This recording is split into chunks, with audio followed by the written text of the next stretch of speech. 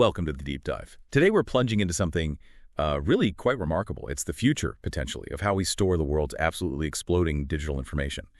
Our mission, let's say, is to explore this brand new molecule, one that could fundamentally change, well, everything. How we archive streaming videos, scientific data, you name it. Think of this as your shortcut to getting up to speed on tech that almost feels like sci-fi. We've got some surprising facts and real practical implications to discuss. That's right. And the core idea here, it's a really significant step forward in single molecule magnets. The real aha moment is, the potential for just vastly increased storage density. We're talking packing incredible amounts of data into unbelievably small spaces. It could really alter the whole economics of data storage. Okay, right. Let's unpack that a bit, because the problem, it's pretty clear, isn't it? We are drowning in data, this data deluge. Every single stream, every social media scroll, every photo uploaded to the cloud, it just adds up. The world faces these, staggering data demands. And our current tech, it feels like it's starting to creak under the pressure. Yeah, exactly. Traditionally, data storage, like the hard drive probably in the computer you're using now, it relies on magnetizing lots of atoms. They all have to work together collectively. Think of it like a tiny army of atoms, all lined up just right to hold one bit of information. But this innovative alternative single molecule magnets, it's fundamentally different. What's so fascinating, really, is that they store data within an individual molecule, just one. So you eliminate that need for neighboring atoms to cooperate, and that just blows the doors open for significantly higher storage densities. Right. But the catch, historically, has always been temperature, hasn't it? These things needed to be incredibly cold to actually work, to hold their magnetic memory. For years, that made them, not very practical. Okay, so here's the core breakthrough we're really diving into today.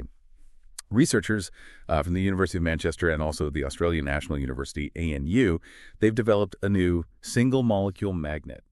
And this one, it can retain its magnetic memory up to 100 Kelvin. Yeah, 100 Kelvin. And just to give you some context for that, that's about minus 173 degrees Celsius. One of the lead authors, Professor Nicholas Chilton, he put it quite poetically, actually. He said it's as cold as an evening on the moon's dark side. But crucially, this isn't just, a number. It's a really significant jump from the previous record. That was 80 Kelvin, which is around minus 193 Celsius. So this jump, it really shifts the tech from being just a lab curiosity towards something that might actually be used in large-scale applications. Okay, so 100 Kelvin. Professor David Mills mentioned that while, it's still way off room temperature, it could be feasible for these huge data centers, like the ones Google runs. But even then, aren't the cooling costs still massive? Or is there something about these molecules that makes the cooling, more efficient somehow? That's a really good point about the practicalities and the trade-offs. The key thing here is that 100 Kelvin, it's actually above the boiling point of liquid nitrogen. Liquid nitrogen boils at 77 Kelvin, that's minus 196 Celsius. And while liquid nitrogen is a much more readily available, relatively cheap coolant for industrial scale stuff compared to, say, liquid helium, which you'd need for lower temperatures. So yes, significant cooling is still needed, definitely.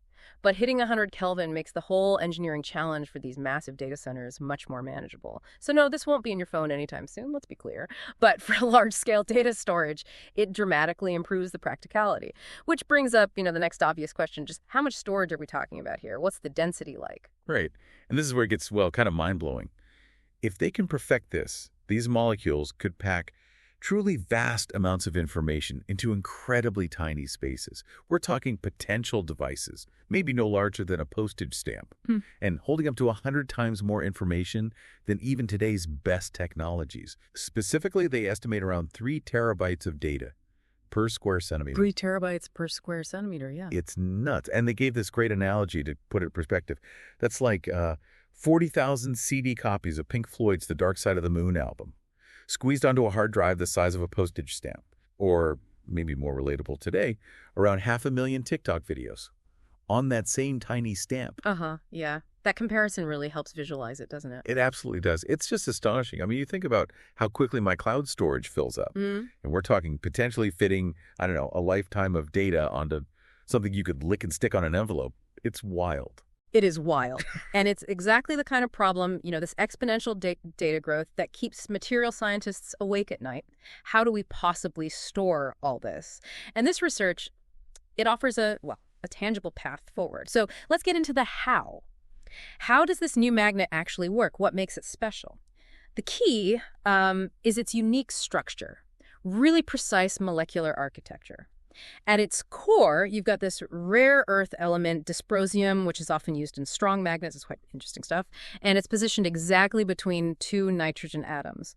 But the crucial bit, the really clever part, is the arrangement. These three atoms, the dysprosium and the two nitrogens, they're arranged almost perfectly in a straight line.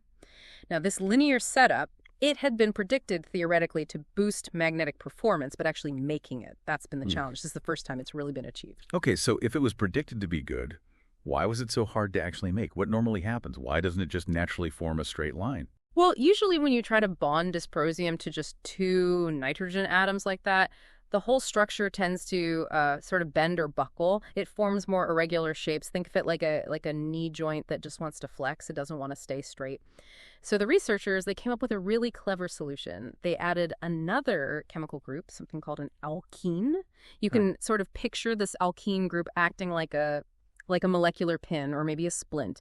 It binds to the dysprosium in just the right way to physically hold that linear structure in place. It basically forces it to stay straight, overcoming that natural tendency to bend. Okay, so it's like molecular scaffolding almost, just to keep those three key atoms perfectly aligned.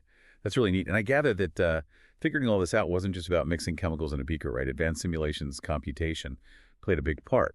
Oh, absolutely. Huge part. The team at ANU, led by Professor Chilton, they developed a whole new theoretical approach. They essentially used only the fundamental equations of quantum mechanics, the really basic rules governing atoms and electrons, to simulate precisely how this specific molecule should behave magnetically. And to do that, they needed serious computing power. We're talking massive computational resources, supercomputers, things like Australia's National Computational Infrastructure and the Pawsey Supercomputing Research Center. They used specialized hardware, like GPU-accelerated nodes, to simulate the really complex time dependence of the electron spins within the molecule, how its magnetism evolves over time. So they built a virtual version of the molecule first, almost? In a way, yes. And this immense number crunching, these complex simulations, it gave them this incredibly detailed blueprint of its magnetic properties. And connecting this back to the bigger picture, the simulation didn't just confirm that, yes, the molecule they made works as expected. It allowed them to fundamentally explain why. Why does this specific linear arrangement perform so much better, especially at holding its magnetism at higher temperatures? That understanding is, well, it's a game changer for designing new materials. Crucially, this molecule, this specific structure, it now serves as a kind of blueprint moving forward, a guide. It allows researchers to more intelligently design potentially even better molecular magnets in the future, ones that might hold data at even higher, more practical temperatures. It moves beyond just trial and error. Okay, so wrapping this up then, what does this all mean for you listening right now? Well, the big picture is this potential ability to pack just incredible amounts of data into tiny, tiny devices, think postage stamp size. And it's all thanks to this molecular breakthrough, this tiny magnet that works at a temperature that, while still very cold, is actually getting into the realm of practical engineering for large data centers. Exactly. This research is a truly significant step. It's not the final destination, maybe, but it's a huge lead towards meeting the world's absolutely immense data demands.